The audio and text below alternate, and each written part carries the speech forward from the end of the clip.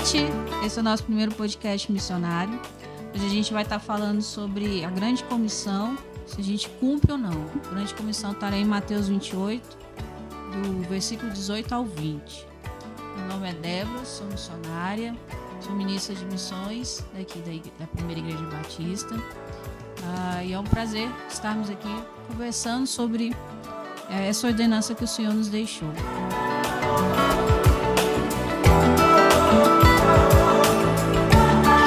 Boa noite, meu nome é Camila, como a Débora já disse, eu sou ministra de crianças aqui na Primeira Igreja Batista há 2 anos. E eu venho acompanhando esse processo de missões e entendendo o meu chamado, buscando no Senhor o trabalho que Ele quer que eu desenvolva já há uns 6 anos, né? E com algumas experiências aí no trabalho missionário.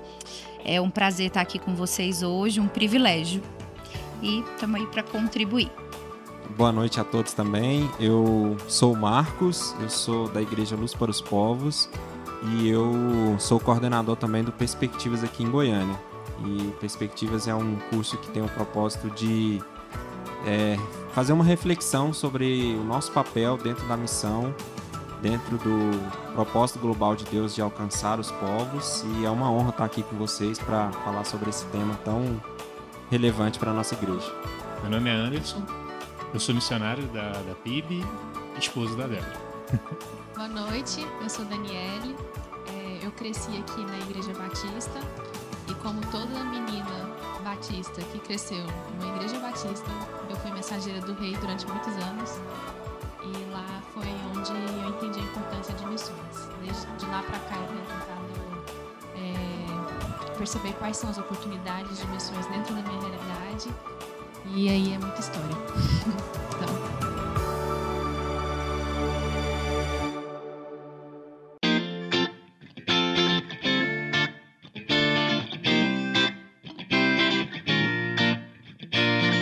Só para a gente começar, vamos lembrar o texto lá de Mateus 28. Diz que, portanto, ide fazer discípulos de todas as nações, batizando-os em nome do Pai, do Filho e do Espírito Santo, ensinando-os a observar todas as coisas que eu vos tenho mandado. E eis que estou convosco todos os dias, até a consumação do século. Então, Jesus ele deixou essa ordenança, nesse comando que os apóstolos, antes dele subir ao céu, que os apóstolos deveriam ir e fazer discípulos. Que eles deveriam ir por todo mundo e fazer discípulos. E lá em 1 Coríntios 11:1 também diz: tornem-se meus imitadores como eu sou de Cristo. E eu quero começar fazendo justamente a pergunta lá do início. O que vocês acham dessa questão da grande comissão? Se a gente cumpre, se a gente realmente tem cumprido essa grande comissão como igreja, ou se a gente estamos tentando, do nosso jeito, a gente tem tentado. E fica à vontade para vocês falarem o que vocês acham, o que vocês entendem da grande comissão, a nossa responsabilidade. Vou começar com a Dani, já que ela terminou. É completa, assim, essa pergunta ela é muito difícil de ser respondida, porque antes da gente conseguir responder ela, a gente tem que lidar com todo um cenário que a pessoa constrói sobre missões, né? Então, às vezes, se o seu cenário de missões é distribuir folheto, você deve estar um pouco decepcionado com a realidade da igreja de hoje. Se sua realidade de missões é construir relacionamentos, às vezes você acredita que tem acontecido de alguma forma, né? Ou às vezes você, nesse exato momento, tem percebido que você mesmo não tem feito missões. Então, antes da gente conseguir responder essa pergunta, eu acho interessante a gente discutir o que é esse cenário de missões para a gente poder conseguir realmente avaliar se a gente tem cumprido sim ou não o chamado, o grande chamado de Deus para nós, que é a grande comissão. Então, a pergunta, eu acabei de lançar outra pergunta para a mesa, que é assim que funcionam as coisas. Já jogou pra cima da gente. Isso é bem interessante que a Dani falou, que realmente muitas vezes a ideia que a gente tem de missões é muito limitada, né? A gente às vezes coloca missões, o nosso trabalho de missões, a realização de missões dentro de um quadradinho, né? E a gente esquece que na verdade missões é muito mais amplo, né? Como ela falou, se a gente for pensar em missões só da gente fazendo pequenas ações, né? Se a gente está distribuindo folheto, ou se a gente está fazendo, não sei, talvez indo ali para a praça, ali para a Avenida Goiás, e pega o microfone e começa a falar de Deus. Às vezes a gente limita isso, é fazer missões? Para alguns pode ser que seja, assim, fazer missões. Eu estou falando de Cristo, eu estou proclamando de Cristo. Também acho que pode ser, cada um usa missões, realiza missões da forma como acha que consegue fazer, né? Mas aí a gente tem que pensar, será que como hoje, atual, qual seria realmente, quais ferramentas que eu posso usar em missões? Como que eu posso usar e realizar missões? Né? Uma das coisas que, quando a gente fez o Perspectivas, que eu nunca esqueci, que a primeira lição, quando eles falam que se a gente vivesse manifestando a glória de Deus, se a gente realmente vivesse demonstrando o amor de Deus, a gente não precisaria fazer missões. Porque a nossa vida seria uma demonstração do amor de Deus, a nossa vida seria missões. A gente estaria falando e proclamando do amor de Deus, vivendo o que Deus nos deixou, como que é para louvor e glória. Por que eu fui criado? Para louvar, glorificar o nome do Senhor.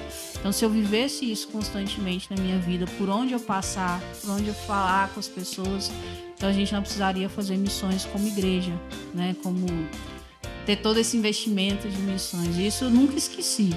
Então, essa hora que a gente pensa em missões muito como estratégia, como foco, mas missões é o que Cristo ensinou. O que Cristo ensinou aos seus discípulos? Vai caminhando e vai demonstrando o amor de Deus. Vai caminhando e vão falando para as pessoas o amor de Deus. Então, vai demonstrando esse amor. E isso é realmente bem interessante que a Dani falou. Que essa pergunta, alguém quiser... Camila.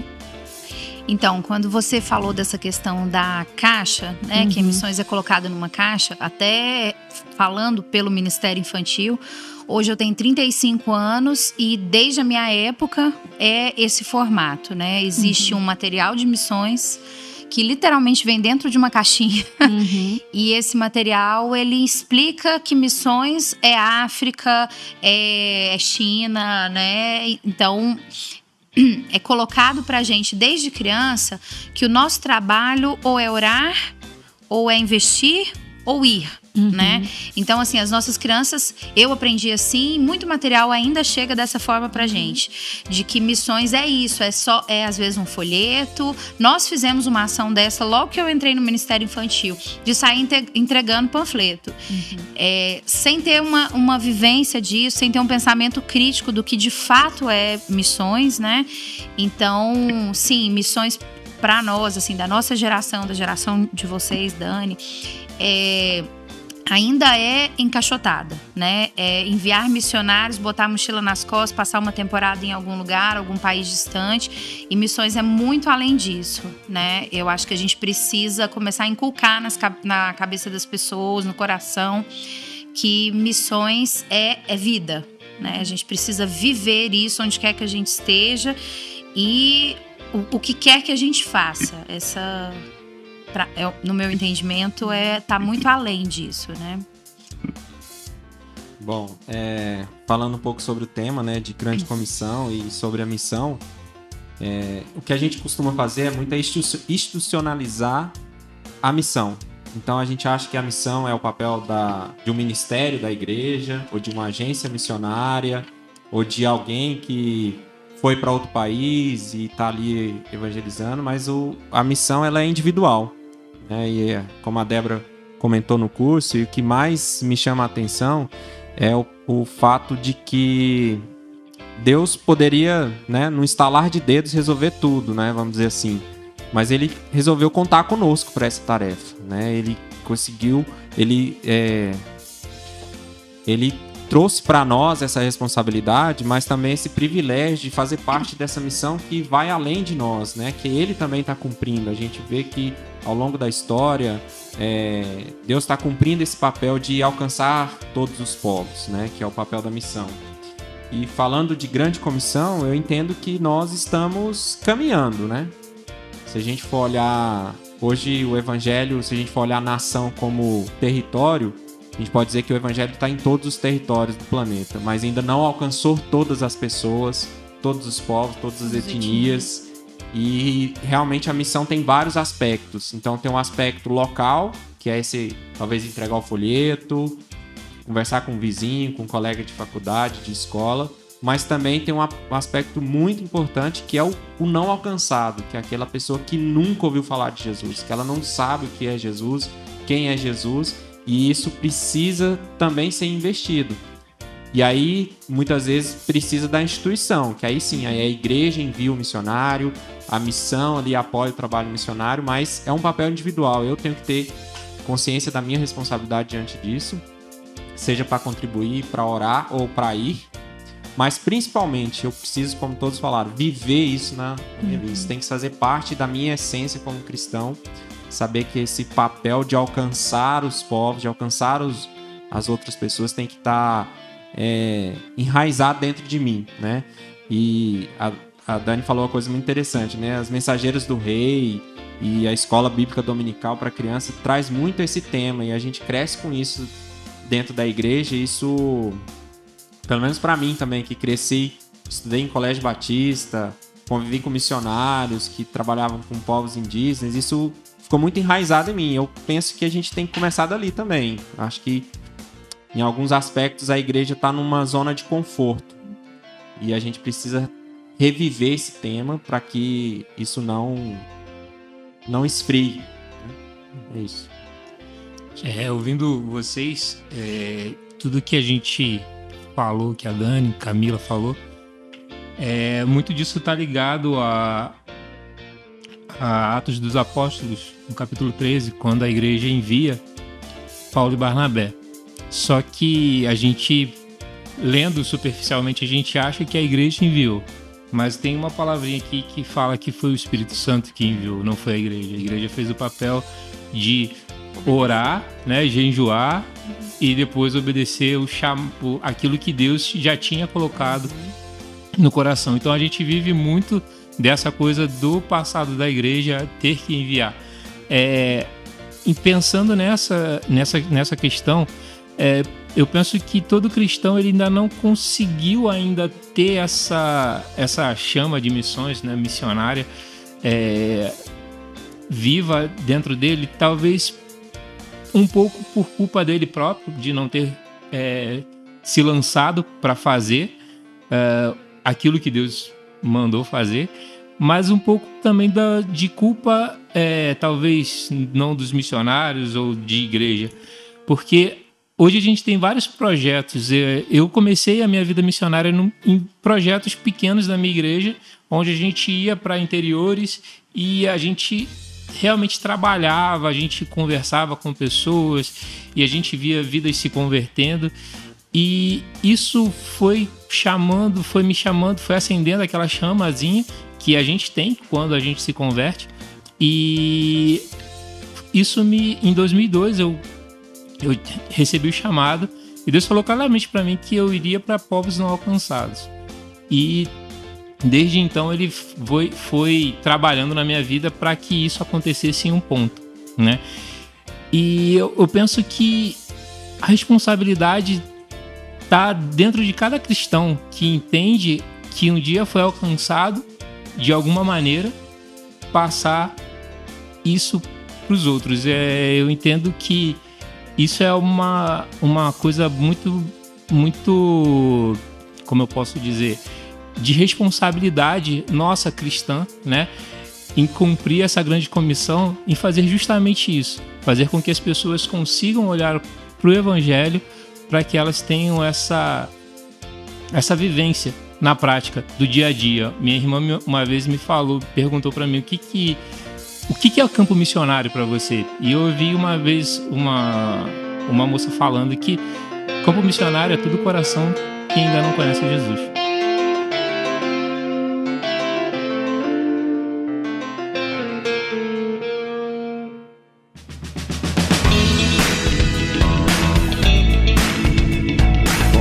Só para complementar um pouco o que o Anderson falou, o que eu penso assim é que falta muitas vezes a gente... Como é que eu vou explicar? Talvez evangelizar a igreja nesse tema.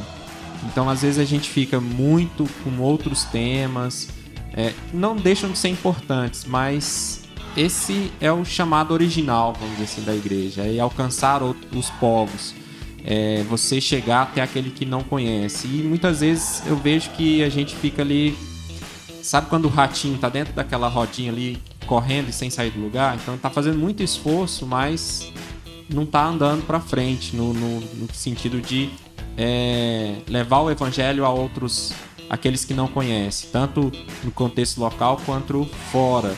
Então eu penso que a gente precisa voltar a esse tema. E o Anderson tocou no finalzinho da palavra dele, falou assim, o que as pessoas estão aprendendo dentro da igreja, né? E é o que eu quis tentar dizer, que é daquela zona de conforto, que a gente não está falando desse tema, a gente precisa voltar com mais essência a falar desse tema para dentro da igreja, para despertar pessoas. Porque dentro da igreja tem muitos vocacionados para vários ministérios e até para quem vai para fora, mas as pessoas às vezes não sabem que ela é um vocacionado e precisa ter esse start, precisa ter essa algo que vai tocar nele, aquela palavra que vai tocar nele, que vai despertar ele para o chamado dele. Então eu entendo que está faltando a gente, como igreja, num contexto geral, falar mais sobre esse tema, né? Falar mais as nossas palavras, os nossos cultos. Eu cresci assim em igreja pequena do interior e o que eu me lembro muito é que podia ser a palavra que fosse, qual o tema que fosse da palavra, no final sempre tinha um apelo no final da palavra. Sempre tinha quem quer aceitar Jesus no final da palavra. Isso ficou muito marcado na minha infância e muitas vezes eu vejo que isso se perdeu às vezes não tem mais isso, né? Em muitas igrejas que a gente vai e convive, e eu sinto falta disso, sinto falta desse apelo, de chamar a pessoa para aceitar Jesus. Então, é isso que eu queria complementar aqui desse tema. Essa semana eu ouvi uma palavra interessante que assim, abriu minha mente para isso. O crente mundial.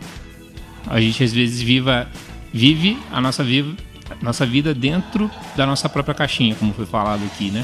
Mas quando a gente é um crente mundial, a gente tem uma visão mais aberta. A gente não olha, a gente olha, continua olhando para dentro da nossa casa, mas a gente expande a nossa visão para o mundo. Quando o cristão ele desenvolve essa mente, né? E vira realmente um cristão mundial, ele começa a se preocupar justamente com as pessoas que ainda não foram alcançadas, com a expansão do evangelho, aonde o evangelho vai chegar.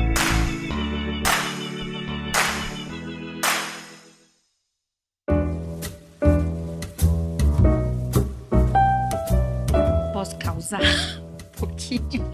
Se não rolar, isso corta, tá?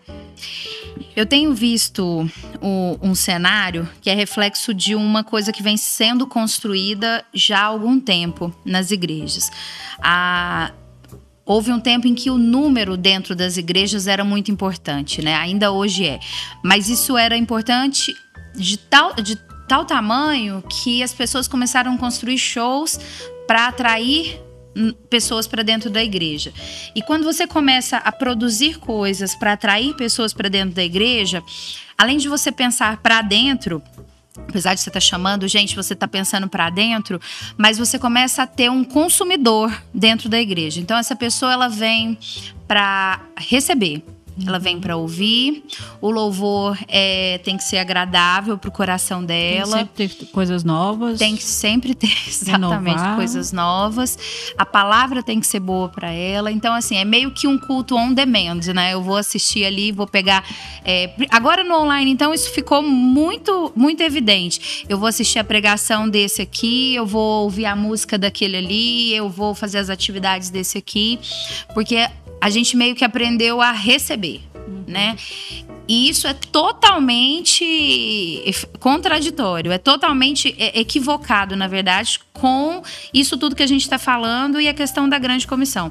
Porque uma vez que eu aceito a Cristo, eu não tenho a opção de não ser corpo, entendeu?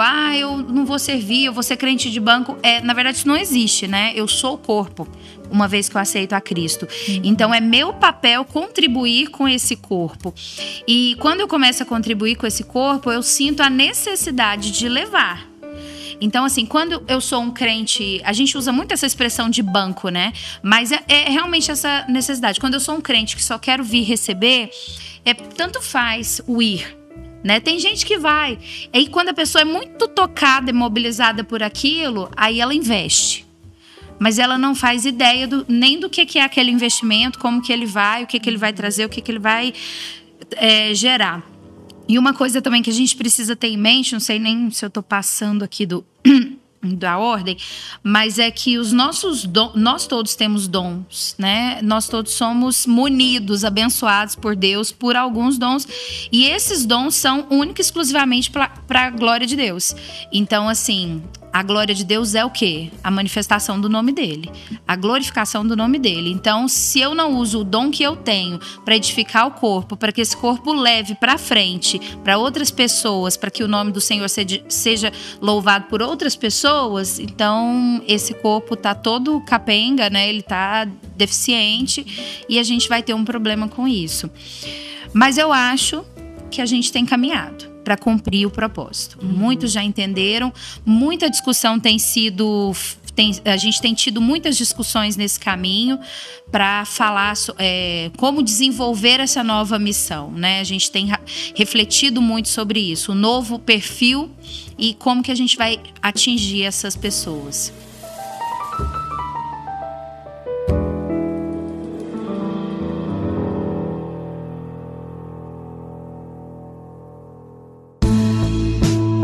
Isso é bem interessante, vocês estavam falando, estava aqui pensando. Se o tema central da Bíblia é missões, por que a gente não tem falado sobre missões? Né? Por que a gente tem... O tema central da Bíblia é Jesus. Não, entendi.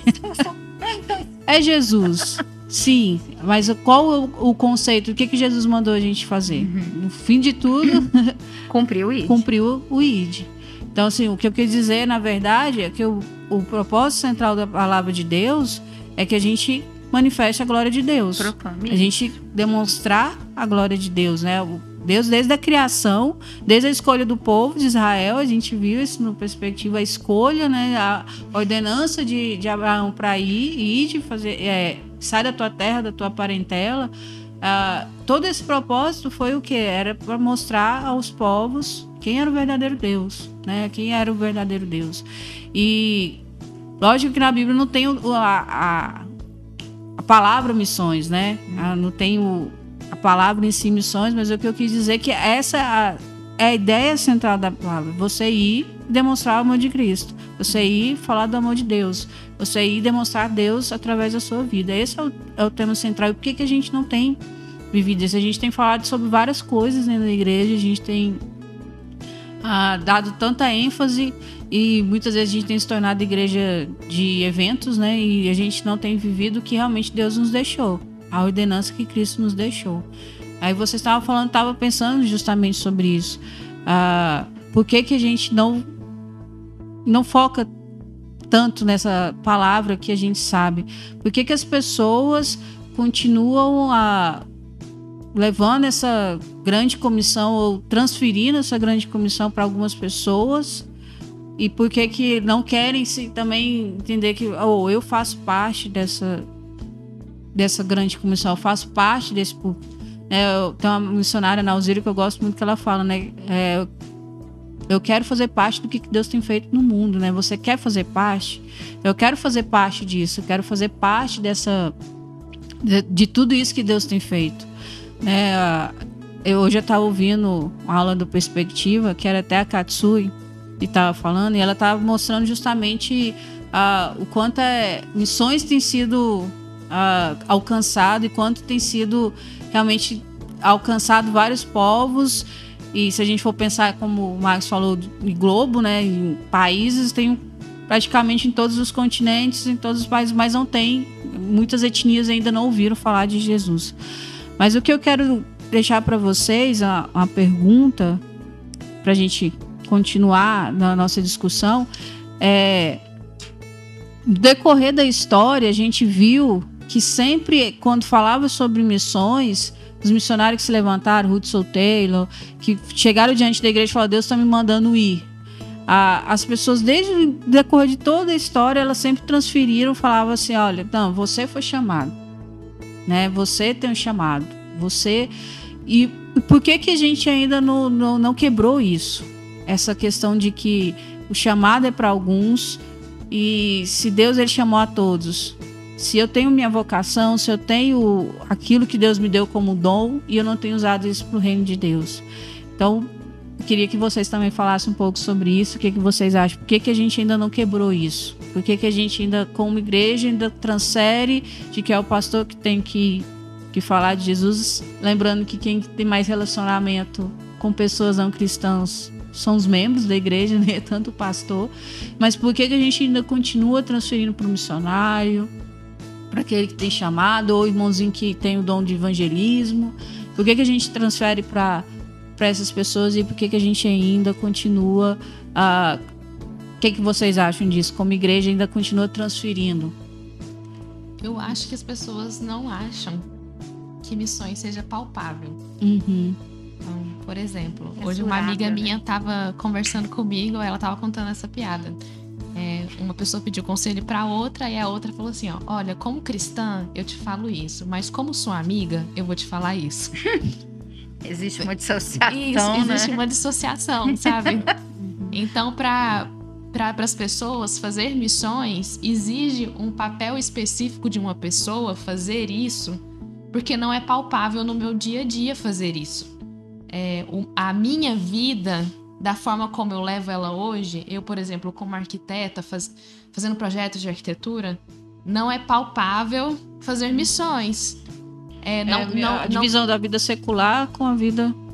Isso. Então, como eu já decidi que eu quero ser arquiteta, já tenho isso definido na minha vida, e aquela outra pessoa decidiu que ela vai ser o pastor Rubens, sabe? ela tá muito mais perto, assim, tá muito mais palpável pra ela. Lógico, a obrigação de fazer missões é aquela pessoa, não sou eu.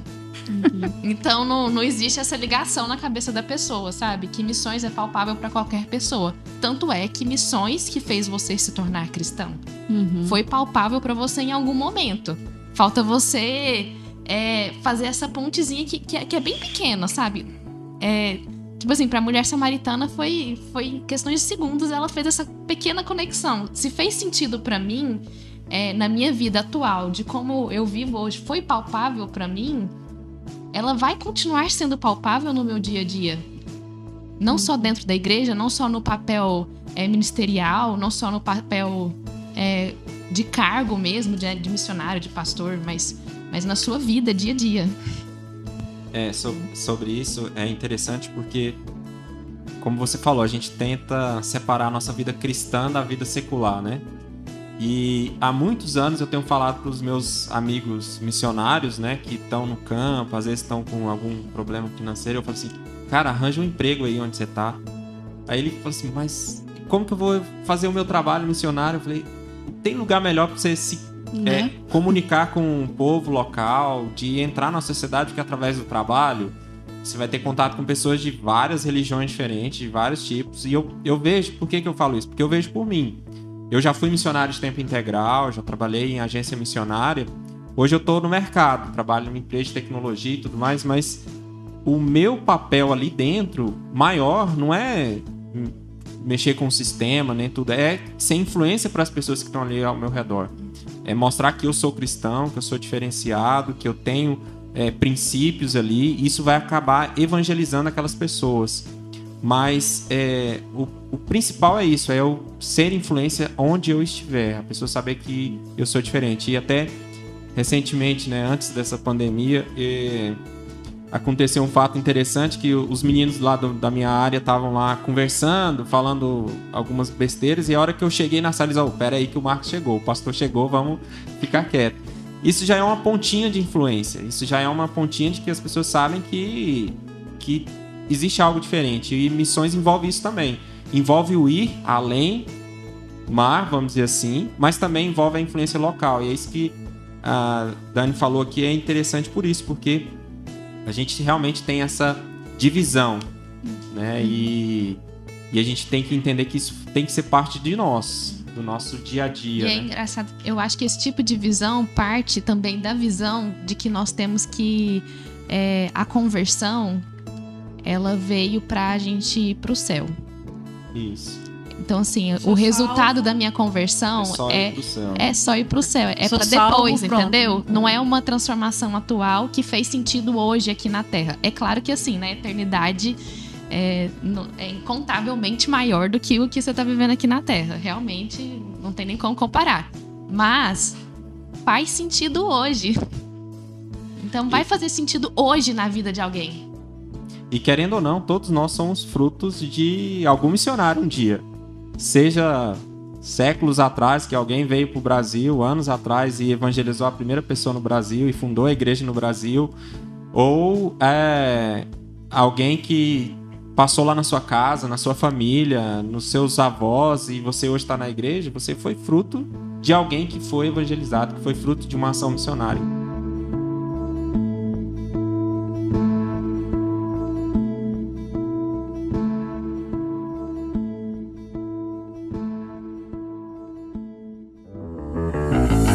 Isso é muito interessante, porque quando a gente pensa não somente nas músicas, mas em algumas pregações também, a gente vê muito isso em evidência. Deus quer salvar você. E aí é muito direcionado à pessoa, à humanidade.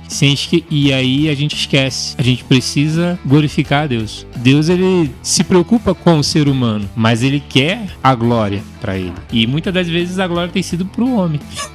Né? E muitas das músicas fala, né, eu me humilharei. Às vezes isso não é nada, né? A gente vê lá Davi se humilhando, se prostrando, mas Davi, ele tinha o interesse em glorificar a Deus, porque ele errava, ele se humilhava, mas a partir do momento que ele entendia, ele já passava a glória para Deus. Mesmo nos sofrimentos, mesmo nas suas lutas diárias, a glória sempre era voltada para Deus. Ele nunca ficava, eu, tadinho de mim. Não. Era sempre, entendia o recado e agora vamos passar a glória para Deus. E aí, toda a trajetória dele, a gente percebe essa glorificação a Deus. E a gente está muito mal acostumado.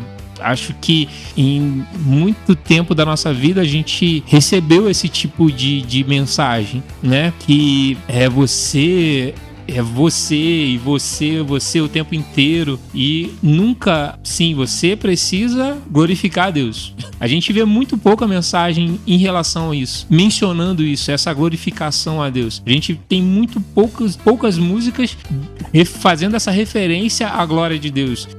Eu estudei um pouquinho a parte de música. Até antes dos anos 80, não existia música que glorificasse a Deus fora dos cantores, do cantor cristão, do inário, eu não lembro muito bem o que era da época. E a gente teve uma época muito boa, que foram músicas somente de exaltação, mas depois a gente retrocedeu. A gente voltou com esse tipo de música novamente, voltada pro ser humano. Por quê? Talvez seja muito pelo que a Camila também falou. O comercial falou muito mais alto, né?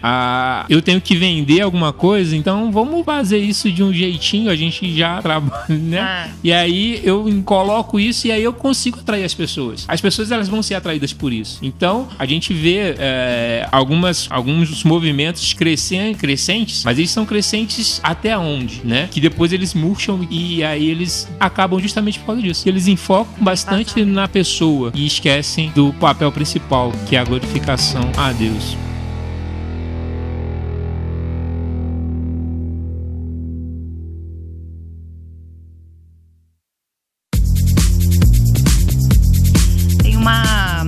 Uma companheira de trabalho que ela usa muito a expressão a fé que salva e a fé que santifica, né? A gente recebe, aceita a Cristo e tem consciência da salvação. E aí, o que a minha vida muda a partir de agora? né? O que eu vou fazer com isso? Que aí é a grande pergunta. E aí, quando você colocou essa questão, a sociedade é muito mais individualista hoje, né? Então, a gente acabou construindo em cima disso. Antes de assumir o ministério, eu trabalhava numa empresa privada e o tempo todo ali na minha cabeça eu pensando, eu preciso trabalhar na igreja, porque eu só vou conseguir cumprir o meu chamado e ser missionária e fazer aquilo que o Senhor me chamou se eu estiver trabalhando dentro da igreja e servindo ali, porque eu vou ter 100% do meu tempo para isso, né? Graças a Deus, eu posso hoje fazer isso, mas assim, hoje, estando fora do mercado de trabalho, eu percebo que a minha possibilidade de atingir outras pessoas hoje é bem menor. Porque como o meu tempo tá aqui, né, na igreja, aquelas pessoas com quem eu convivia e tinha oportunidade de falar de Cristo através da minha vida, do meu testemunho, não o fiz, né? Hoje eu não tenho tanto essa facilidade, né, de chegar e ter. Hoje, claro, o projeto é outro, a proposta é outra, são crianças e a gente está trabalhando também evangelização nisso, mas o que a Dani falou, de dividir em caixinhas do secular e do espiritual. Então aqui como arquiteta eu não consigo fazer, eu não tenho tempo para isso. Mas na verdade a gente precisa entender que a glória de Deus, a glorificar a Deus está em tudo que eu faço, fazer tudo como se fosse para Deus, né? Para adorar o nome dele. Então seria o seu melhor projeto para uma família, pensando em todos os detalhes que aquela família precisaria dentro de uma casa para viver feliz, para ter um médico, dar o seu melhor ali no trabalho que ele está desempenhando, ser luz ali, fazer a diferença no trabalho dele, que isso também é missões, né? Missões é muito mais do que...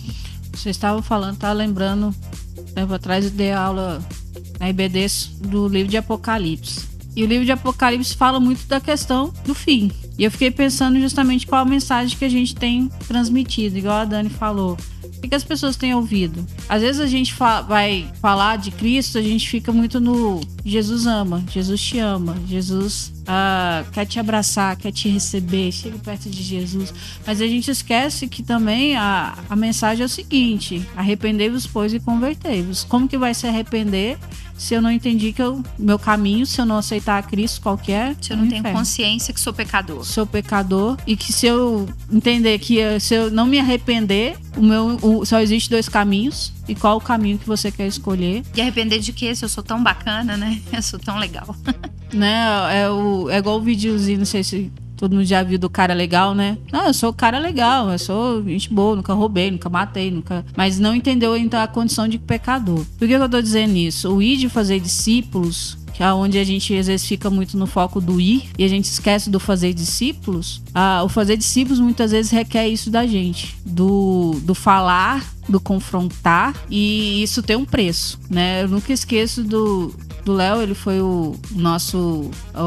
quem recebeu a gente no campo, né? Vou dizer o sul da Ásia para não expor ele, mas ele que nos recebeu, e ele falava muito isso: fazer discípulos requer sacrifício, é um peso, não é fácil. Você tá disposto a pagar o preço? Tempo, e a gente, né? Também dedicar tempo. A gente justamente hoje, na correria, não quer dedicar tempo para ninguém, né? Uhum. Então, não, assiste esse vídeo aí, ouve essa palavra aqui, e o relacionamento mesmo, que é o discipulado, de estar acompanhando a pessoa, a gente não quer muito isso. E às vezes o fazer discípulo acha que é o trazer o cara pra igreja, né? O cara tá vindo na igreja, tá ouvindo a mensagem, tá participando da IBD, dos jovens, mas aí o fazer discípulo é o acompanhamento, é o dia a dia, é o pagar o preço. Estamos realmente dispostos a pagar o preço? A gente tá realmente disposto a caminhar com aquela pessoa do fazer discípulo, que é o que Jesus fez, né? E Jesus foram 3 anos caminhando com os caras, e haja paciência, me chegou no final ainda os caras parece que não entendeu ainda, né? Não entendeu o porquê. Mas aí é o que a gente precisa pensar, do fazer discípulos. Se a gente realmente, como igreja, a gente tem feito discípulos, se a gente realmente tem pagado o preço pela vida do outro.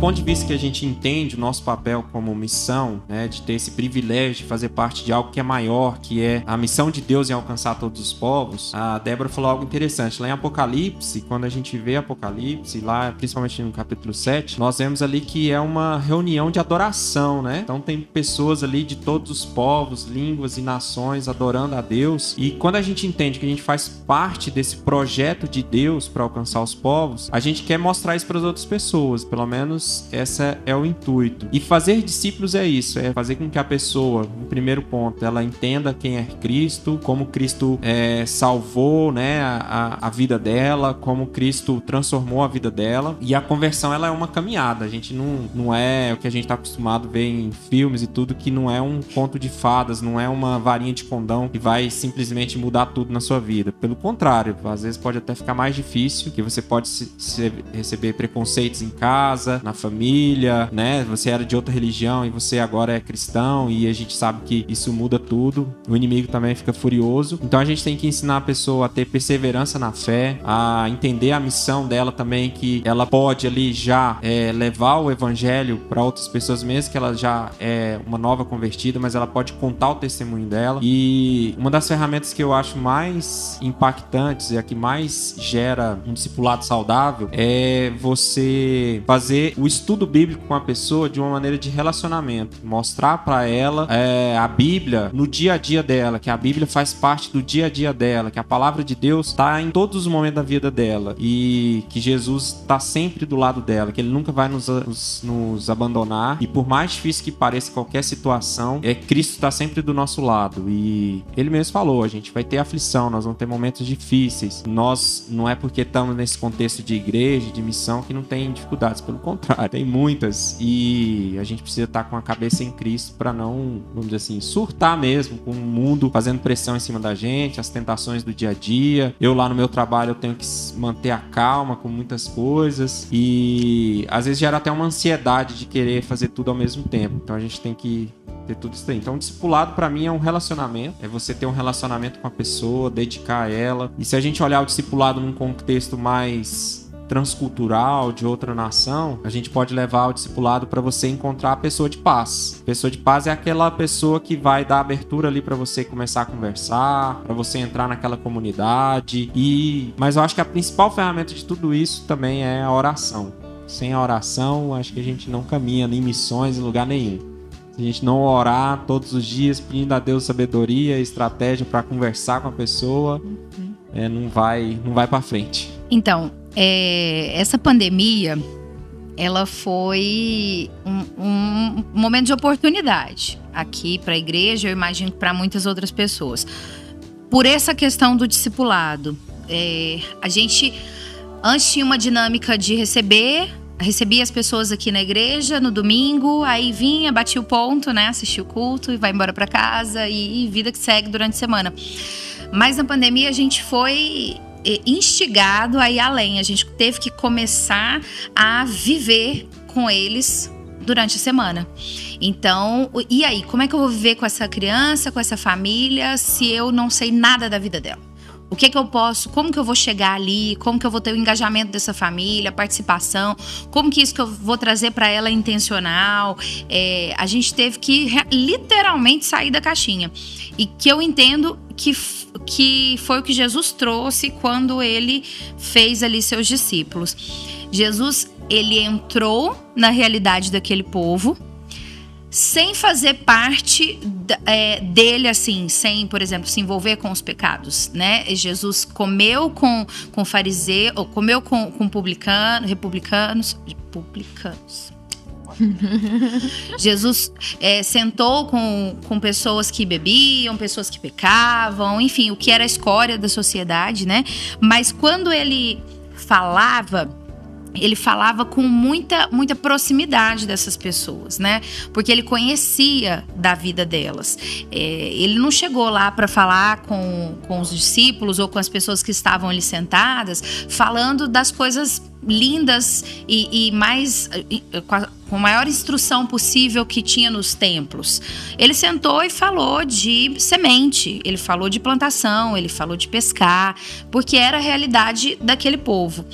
E eu entendo que essa talvez tenha sido a grande estratégia, a grande vitória e o que Jesus quis deixar pra gente, da gente se envolver com aquele para quem eu quero falar de Jesus, né? Então, assim, no nosso caso ali com criança, é aprender a linguagem deles, é viver o que eles estão vivendo, é falar igual a eles, a Dani nos jovens, enfim, trazer isso pra realidade.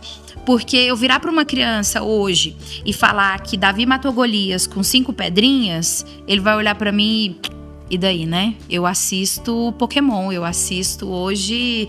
Enfim, eles assistem N desenhos aí que tem um monte de coisa para atingir muito além. E aí, acaba que a palavra, ela fica solta. E o que eu tenho a ver com isso? O que isso quer dizer para mim? Então, a gente tem que trazer a palavra de Deus no momento do discipulado pro contexto de quem eu tô discipulando, andar com ele, mostrando ao longo do caminho, né, o que aquilo ali que Deus trouxe tem a ver com a vida dele. No caso do seu trabalho ali com tecnologia, né, e tal, trazer isso para dentro da sua realidade, caminhando com os meninos ali, né, porque senão a palavra fica perdida, solta. Antigamente a gente evangelizava, abria a Bíblia ali em João, né, e começava a falar, abria em Romanos e falava alguma coisa. Hoje em dia as pessoas não querem saber da Bíblia, né? Então a gente tem que atingir no discipulado através das nossas vidas e depois trazer para a Bíblia e ir caminhando ali junto, lendo, estudando, fazendo. Mas demanda tempo e como seu mentor disse, Débora, tem que pagar o preço, porque é alto. É dar tempo para quem tá ali sedento, quem tá precisando, quem tá querendo, né? E isso suga, isso toma tempo. Às vezes a gente vai gastar horas, um tempo, semanas, meses, para ter com um grupo e a gente vai ter resultado com uma pessoa, né? Então, tem que pagar o preço.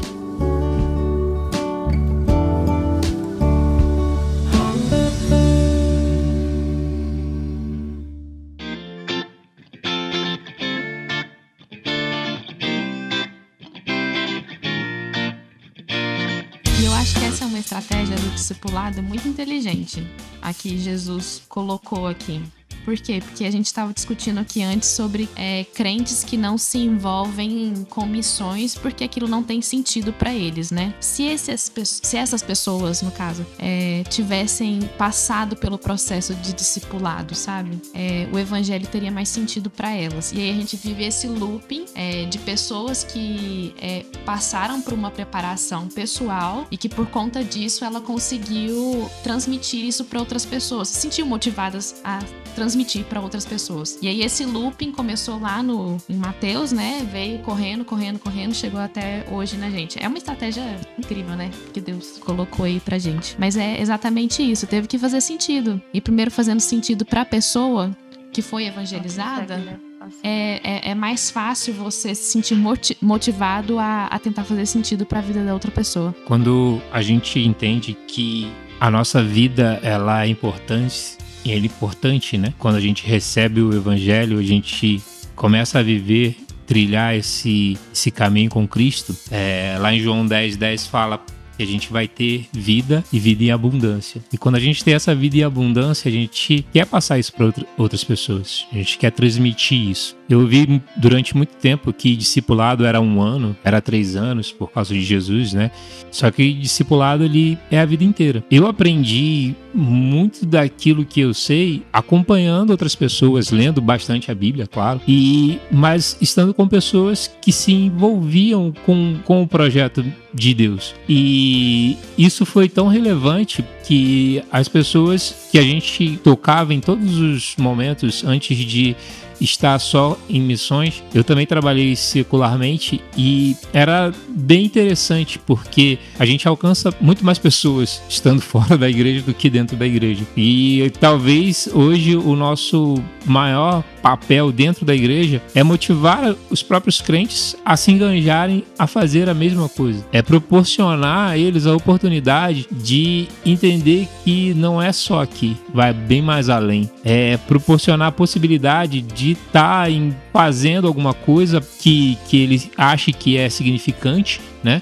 Porque tudo aquilo que a gente faz é significante para Deus e Deus ele entende isso. Mas às vezes o cristão ele demora um pouquinho a cair essa ficha, a ligar esse motor. E então às vezes ele precisa realmente estar no campo missionário por 3 dias que seja, numa Cristolândia ou numa congregação da igreja. Às vezes alguns deles precisam disso para que ligue, né, dê o start e comece nessa caminhada. E é isso, acho que quando nós que vivemos isso inteiramente, independente de estarmos somente na igreja ou estarmos fora, em qualquer lugar, eu acho que quando a gente entende que a gente é esse motor que vai fazer com que a pessoa veja Cristo nas suas ações, isso é o verdadeiro discipulado, que as pessoas começam não somente a perceber Cristo nas suas ações, mas elas entendem também quando às vezes pode parecer que Cristo não está naquela situação, porque Cristo também se irou, né? Jesus ele entrou lá no pessoal vendendo, ele quebrou tudo, e às vezes a gente vai precisar fazer isso, né? Então o discipulado ele é justamente isso, é o viver constante na leitura da palavra, em contato com aquelas pessoas que você entende que vive Cristo o tempo inteiro, e elas não passam só aquela superficialidade de que eu sou um cristão e tal, mas elas têm emoções iguais às nossas. Eles não são cristãos extraterrestres, eles são cristãos iguais a mim e a você. Eles vão se irar, vão cometer alguns erros porque somos humanos, mas ainda assim eles vão entender que todas as nossas ações estão pautadas na Bíblia também, né? Senão a gente não estaria falando que Davi foi o homem segundo o coração de Deus. Foi um dos caras que mais erraram, que mais errou, né? E a gente não estaria falando dele, a gente estaria acusando ele até hoje, né? Justamente porque ele teve todas essas emoções, né? Então acho que discipulado é isso, acho que é viver integralmente, você entender, né, como foi falado aqui, entender o que realmente Cristo fez na sua vida e viver isso de tal forma com que as pessoas possam entender isso e ver Cristo em todas as suas ações. Só para finalizar aqui, eu entendo também que o discipulado, muitas vezes a gente quer colher frutos imediatos, né? Quer que aquela pessoa seja imediatamente transformada, e também, às vezes, falando do contexto da criança também, às vezes a gente quer que a criança já mude o comportamento, mas muitas vezes a gente não consegue enxergar onde vai alcançar aquela palavra que você falou com aquela pessoa, aquilo ali. E uma passagem que me lembra muito esse contexto é lá em Atos 9, lá no versículo 25, quando tem aqueles discípulos lá que descem Paulo num cesto, né? Talvez naquele momento ali Paulo tinha acabado de converter, eles não tinham ideia daquela ação de descer Paulo num cesto, salvar a vida de Paulo ali, que seria aquela pessoa que hoje escreveu mais da metade do Novo Testamento que a gente tem. Então, às vezes a gente não faz ideia daquele pequena ação de discipulado, os frutos que ele vai transformar lá na frente. Aquela pessoa que vai, talvez, evangelizar outra, ele pode se tornar um líder, um pastor, um missionário, e às vezes a gente ainda não tem ideia disso, mas a gente precisa entender que as nossas pequenas ações no discipulado, no estudo bíblico, elas fazem a diferença na vida daquele que está ouvindo. A palavra nunca volta vazia, então a gente tem que permanecer firme, mesmo que no primeiro momento a gente não enxerga ali uns frutos, mas a palavra do Senhor nunca é em vão, ela sempre vai tocar ali a vida de alguém. Então não desanime com o discipulado, permaneça, né, e siga em frente, porque os frutos talvez você não vai ver, mas lá na frente a gente vê. A gente tem várias histórias missionárias aí de pessoas que pregaram e uma pessoa converteu, mas aquela pessoa que ele viu converter depois se transformou numa igreja, se transformou numa nação que foi evangelizada. Então tem várias biografias missionárias que contam o contexto dessa forma.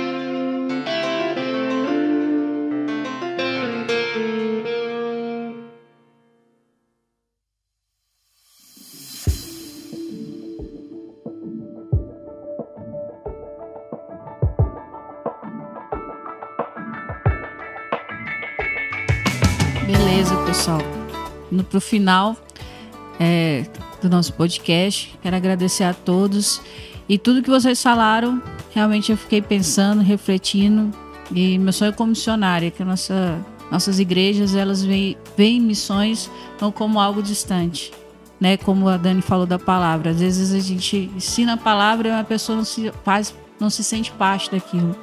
E o nosso sonho como missionária é que a igreja entenda que ela faz parte disso e que ela precisa fazer parte disso, e que missões não seja algo distante só de um missionário vir aqui falar no congresso ou contar o testemunho, ou missões só para alguns, mas que faça parte realmente da vida do cotidiano. Como a palavra de Deus, ela deve fazer parte da nossa vida. A gente deve viver o evangelho. Missões também como algo que a gente vive.